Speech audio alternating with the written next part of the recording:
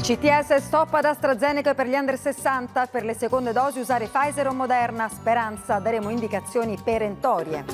La morte di Camilla dopo il vaccino anglo-svedese, la ragazza soffriva di una malattia del sangue, sequestrata la cartella clinica. Da lunedì 40 milioni di italiani in zona bianca, scendono ancora i contagi, Brusaferro a fine giugno possibile allentamento in tutto il paese. Al via il G7 in Cornovaglia, Draghi, ora torniamo a crescere, più investimenti e meno sussidi, coesione sociale, dovere morale. Letta, spendere bene i fondi UE, M5S al via la nuova piattaforma informatica, centrodestra presenta candidati a Roma.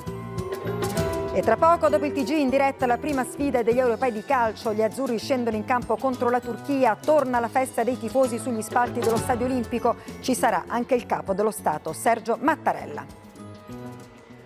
Buonasera a tutti voi dal TG1. Il vaccino AstraZeneca è fortemente raccomandato per gli over 60. Chi ha un'età inferiore e ha già fatto la prima dose farà la seconda con Pfizer o Moderna. Questa è l'indicazione del Comitato Tecnico Scientifico che, ha detto il ministro Speranza, il governo tradurrà in modo perentorio. Giuseppe Rizzo. Vaccino AstraZeneca solo per gli over 60.